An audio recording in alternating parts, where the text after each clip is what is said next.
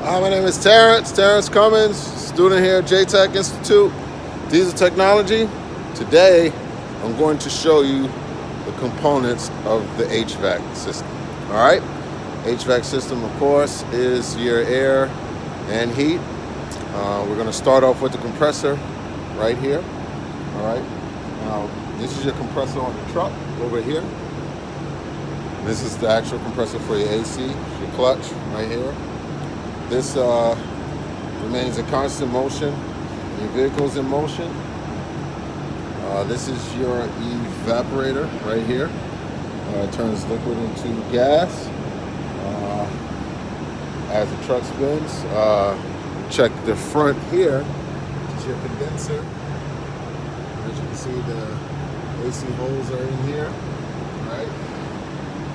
And we're going to check where AC air blows in and out, which is here.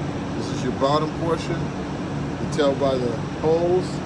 And the other one is located this one here, and then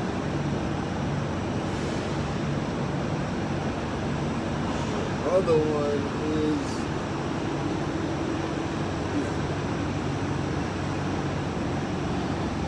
So what you do is whenever you want to charge your AC, you plug up there, plug into the top one. Your top one is your red and your bottom one is your blue.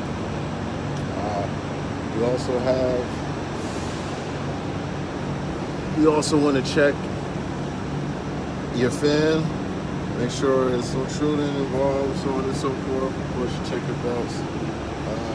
Another thing to check your component is go into the truck. Check here, make sure your gauges are working, make sure everything is working on hot, cold, so on and so forth. All right. These are your components for your AC. You want to make sure that coolant is up to par, and just go over everything necessary as you would do, like for instance PMI you would do as far as HVAC goes.